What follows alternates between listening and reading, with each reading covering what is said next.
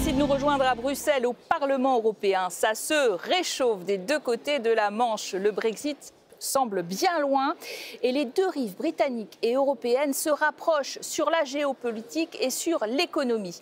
La visite d'État du président français Emmanuel Macron du 8 au 10 juillet au Royaume-Uni témoigne de cet empressement. Et puis de son côté, l'Union européenne a conclu en mai dernier un accord important avec le gouvernement travailliste de Keir Starmer sur plusieurs sujets. Oui, sur le commerce, la pêche, sur l'immigration, mais aussi sur la mobilité des jeunes. Une étape importante a été franchie 5 ans après ce divorce historique. Nous tournons une page, nous ouvrons un nouveau chapitre dans notre relation unique. C'est l'histoire de partenaires historiques et naturels, côte à côte sur la scène mondiale.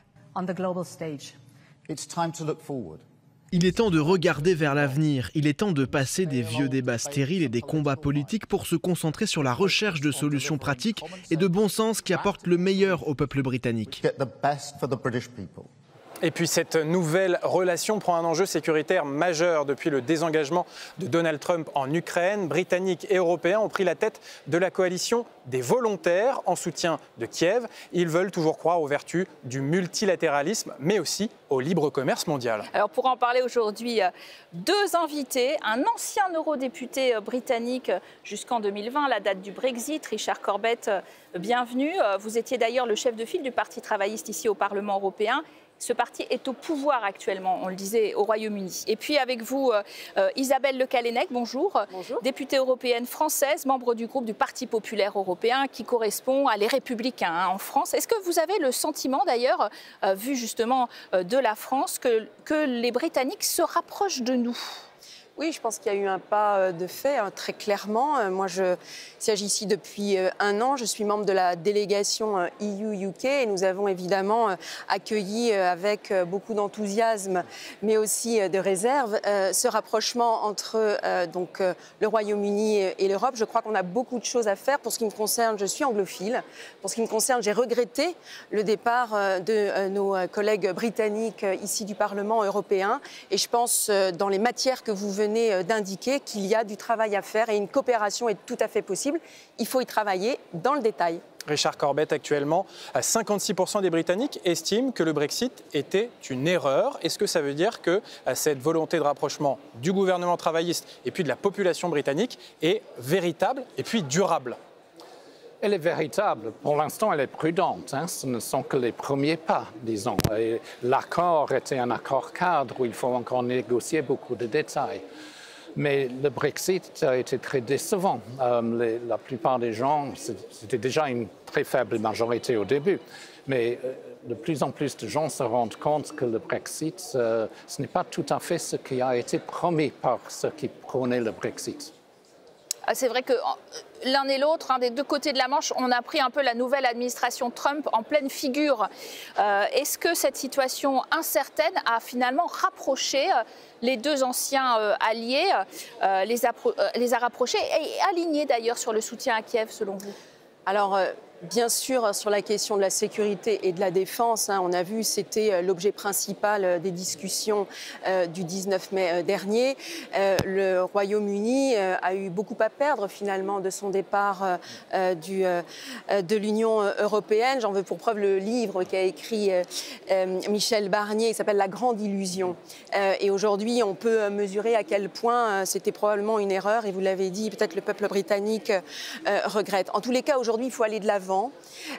Et donc, effectivement, sur ces questions de sécurité et de défense, sur ce qui se passe en Chine, sur ce qui se passe aux États-Unis, surtout les guerres, vous les avez citées, ce qui se passe en Ukraine, ce qui se passe à Gaza, on a senti une véritable volonté de nos dirigeants d'essayer de trouver des solutions, de se rapprocher, par exemple, dans le domaine de la défense et de mieux coopérer, puisque l'armée britannique est une grande armée. Et donc, on a senti quand même qu'il y avait cette volonté de travailler ensemble. Pour moi, c'est effectivement très encourageant.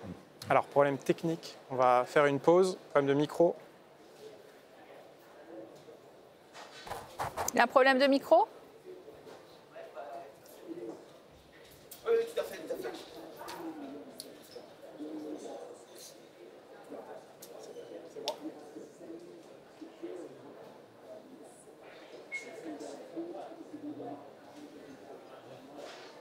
plus rien là.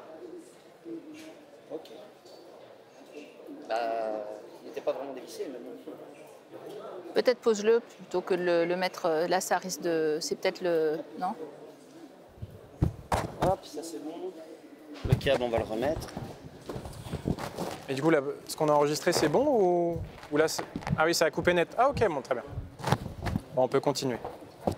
Voilà. Merci. Donc je reprends. Ouais.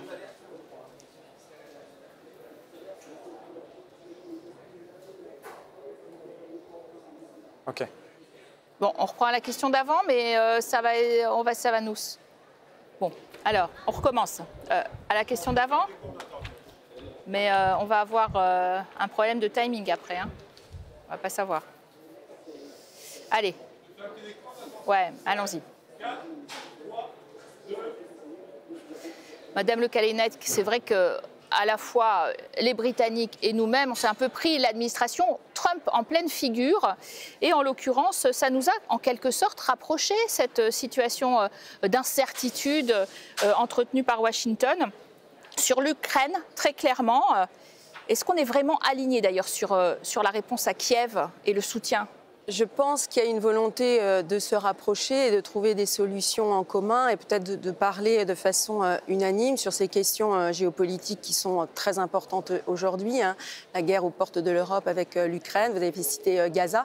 Et effectivement, ce président américain qui menace, y compris les Britanniques, d'augmenter les taxes douanières. Donc je pense qu'à plusieurs, on est plus fort. Et je pense que c'est le moment, effectivement, de renforcer nos liens avec les Britanniques qui ont aussi des rapports privilégiés avec les États-Unis. Il faut aussi aller regarder du côté de la Chine. Je pense qu'on va parler un peu de commerce. Est-ce qu'ils ont des rapports privilégiés avec les États-Unis encore ? Vous diriez, parce que la relation spéciale et tout ça, ça marche ? Cela a toujours été un peu exagéré et maintenant ça ne marche pas tout à fait. Hein. Les Britanniques se sont rendus compte qu'ils sont en fait un pays européen. C'est leur voisin, l'Europe. La plupart des échanges commerciaux, c'est avec l'Europe. La situation géostratégique, c'est la même qu'avec le reste de l'Europe. Quand même, il faut relativiser cela. Et puis peut-être que les Britanniques se sont aussi rendus compte avec le désengagement américain en Ukraine que leur sécurité ne pouvait pas dépendre du grand frère américain. Et donc il y a eu cette coalition des volontaires avec les Français, les Polonais, les Allemands pour soutenir l'Ukraine et garantir la sécurité et l'avenir de l'Europe. Absolument. Nous sommes dans la même situation que l'Union européenne concernant l'Ukraine. La même solidarité avec l'Ukraine, la même inquiétude sur les États-Unis, les mêmes inquiétudes sur le Moyen-Orient aussi. Donc, il faut travailler ensemble. Qu'on le veuille ou pas, nous sommes interdépendants et nous avons des solidarités. Donc, il faut foncer, il faut aller de l'avant. Travailler ensemble, c'est bien beau, mais en empruntant, comme ils ont réussi à le faire d'ailleurs pour le programme SAFE, 150 milliards d'euros pour produire de l'armement européen. Les 27 mettent en place cette clause de préférence européenne. Le Royaume-Uni est le bienvenu comme partenaire tiers. Est-ce qu'ils ne sont pas quand même un petit peu le cheval de Troie en Europe de cet armement américain à travers l'OTAN, etc. Ils favorisent régulièrement l'armement américain plutôt qu'européen. Nous souhaitons un pilier européen fort à l'intérieur de l'OTAN, dont évidemment les Britanniques sont membres. Nous souhaitons en effet une meilleure coopération, une meilleure interopérabilité entre nos armées. Et évidemment, si les Britanniques souhaitent intégrer ce programme SAFE, c'est avec les règles qui ont été édictées, effectivement, avec une préférence européenne. Ça me paraît tout à fait logique. Richard Corbett, ce rapprochement, il s'illustre également au Moyen-Orient, puisque le Premier ministre britannique Keir Starmer était prêt à suivre Emmanuel Macron dans son projet de reconnaissance d'un État palestinien pour trouver une solution politique au conflit israélo-palestinien. Alors cette démarche, elle a été gelée par la guerre Iran-Israël et par les frappes américaines de Donald Trump sur les installations nucléaires iraniennes. Finalement, la diplomatie franco-britannique, elle ne pèse pas grand-chose face à la force américaine dans cette région. Non, mais là, nous sommes dans exactement la même situation que comme si on était à l'intérieur de l'Union, où il y a des divergences aussi sur le Moyen-Orient. Situation très compliquée et difficile. Les sentiments sont plus ou moins les mêmes, hein, mais sur les détails pour comment y arriver et pour renverser cette tragédie, on n'est pas toujours sur la même longueur d'onde sur les détails. Mais en gros, nous tirons dans la même direction. Mais quand même, cette volonté commune franco-britannique de reconnaître un État palestinien, ça pouvait être une démarche forte pour essayer de faire bouger les lignes. Oui, mais il faut faire bouger le reste de l'Europe aussi. Ils sont très impuissants. C'est ce qui caractérise cette nouvelle relation franco-britannique et européano-britannique, c'est l'impuissance, notamment au Moyen-Orient. Alors, je ne dirais pas ça. Vous avez vu que les événements qui se sont produits sur l'Iran ont quelque peu décalé les discussions qui concernaient l'État palestinien. Aujourd'hui, moi, j'ai envie de dire que l'Union européenne et le Royaume-Uni ont à travailler sur tous les sujets que vous avez cités, sans exclusive. Vous citiez le commerce tout à l'heure. Nous sommes le premier, l'Union européenne, partenaire commercial donc des Britanniques. Vous avez cité tout à l'heure Erasmus, vous avez cité la pêche. Moi, je crois qu'on est capable, si on s'organise bien, avec méthode, une vraie stratégie, puisque le diable se cache dans des détails, de trouver les voies et moyens d'un rapprochement. Pour moi, il est nécessaire, il est utile, y compris pour le bien des citoyens. On partage des valeurs avec le Royaume-Uni. Il faut absolument qu'on arrive méthodiquement à avancer ensemble et que cet accord du 19 mai ne soit pas juste un slogan, mais qu'il s'inscrive dans la durabilité. Alors ce rapprochement, il est effectivement peut-être plus simple sur la question du commerce, Richard Corbett, puisque dans cet accord du mois de mai, eh bien, il est prévu que les produits du Royaume-Uni pourront être plus facilement exportés sur le marché européen avec des contrôles sanitaires harmonisés. Et puis en échange, les pêcheurs européens pourront avoir un accès aux eaux territoriales britanniques jusqu'en 2038. On se souvient des Brexiteurs qui avaient prôné une souveraineté britannique dans les eaux territoriales. Et ben, finalement, on a l'impression que c'est le pragmatisme qui revient sur le devant de la scène avec la volonté de commercer avec les Européens. Oui, parce qu'on a découvert qu'on a beau à demander que tout le poisson, c'est à nous, mais il faut ensuite vendre le poisson. La plupart des ventes des poissons britanniques, c'est sur le continent de l'Europe. Donc, c'était un peu trop facile ce que les Brexiteurs ont prôné avant le référendum. Et on a... L'accord qui se fait maintenant, en fait, c'est une réalisation de la situation réelle. Il fallait quand même pouvoir vendre ces poissons à l'Europe, pas seulement les attraper. Est-ce que c'était un point de désaccord majeur entre la France et le Royaume-Uni, la pêche, hein? Est-ce que vous considérez que les pêcheurs européens, d'ailleurs au sens plus large, dans la Manche, les pêcheurs français sont désormais bien lotis et que la guerre de la pêche, cette parenthèse, est refermée? Parce qu'elle a été très effective, cette guerre, hein? C'était même chalutier contre chalutier. Je ne dirais pas ça. Je pense qu'il faut rester vigilant. Vous savez, le Brexit a eu un impact majeur. Moi, je suis élue en Bretagne. Pour les pêcheurs bretons en particulier, ça a généré ce qu'on a appelé un plan de casse. Et effectivement, il y a eu des grandes difficultés entre les Britanniques et les pêcheurs français, néerlandais, irlandais. Je crois que cette proposition d'autoriser l'accès aux eaux britanniques, y compris dans les 6-12 000 jusqu'en 2038, nous donne déjà une perspective. Je suis rapporteure permanente sur le Brexit au sein de la commission de la pêche et nous allons présenter un rapport qui essaye d'aller dans le sens du win-win. Parce que, vous l'avez dit très justement, c'est 72% de ce que les pêcheurs britanniques pêchent dans leurs eaux qui sont exportés vers l'Union européenne. Je pense qu'on peut réussir à s'entendre. Il faut pour ça être franc dans nos discussions. Il y a un comité spécialisé sur la pêche qui se réunit. On demande ici, nous, au Parlement européen, d'être associés, que les discussions soient transparentes. Et je pense qu'on peut effectivement rassurer les pêcheurs si on s'en occupe.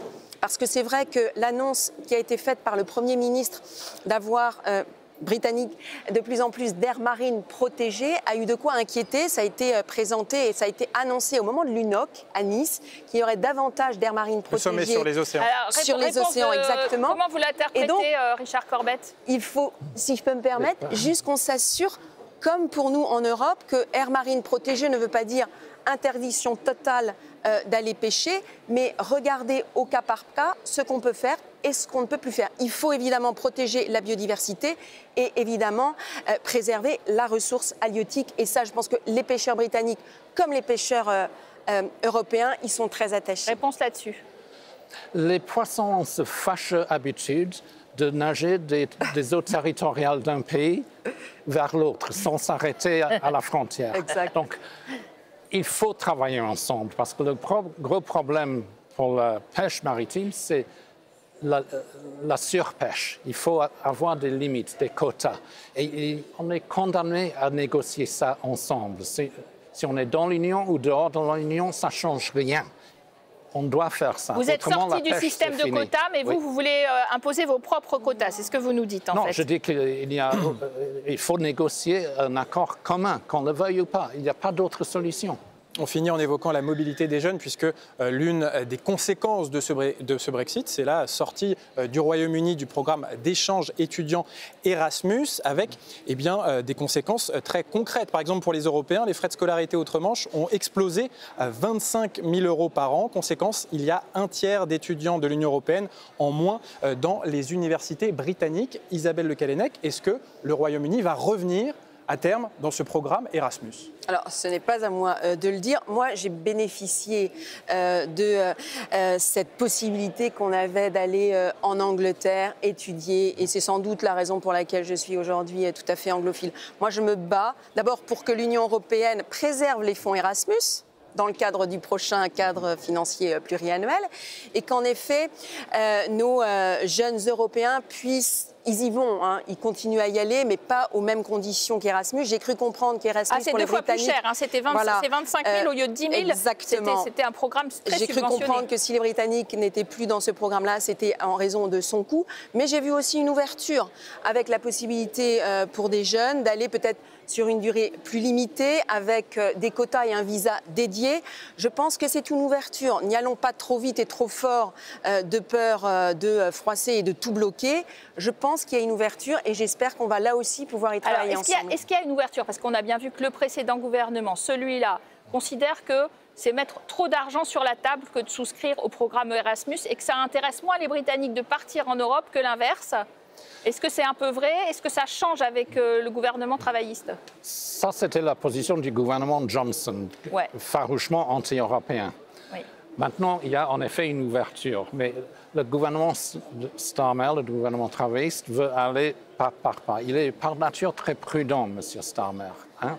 Il veut aller lentement mais sûrement. Donc ça, c'est précisément une des détails qu'il faut négocier maintenant dans le détail. Mais que vous êtes vraiment intéressé à négocier parce que pour l'instant, ça n'a pas été mis dans le dernier accord, justement. Oui, ce qui a été mis dans le dernier accord, c'est ce que vous avez évoqué, cette idée d'avoir je ne connais pas le mot en français, mais un système de visa pour les jeunes. C'est un début. Et ça permettra ensuite d'aller plus loin. Peut-être, Richard Corbett, pour conclure, pour nous éclairer, est-ce que ce rapprochement entre Britanniques et Européens, c'est la volonté du Premier ministre Keir Starmer ou ça va être une constante dans les années à venir et une volonté des Britanniques? Et pour vous aussi, même question. Vous avez évoqué les sondages d'opinion tout à l'heure, hein, les 50 et quelques %. Si on enlève les indécis, donc les abstentions, ça donne 64% des gens pensent que le Brexit était une erreur et 62% voteraient pour rejoindre l'Union européenne s'il y avait un nouveau référendum. Cette tendance continue lentement mais sûrement à grimper.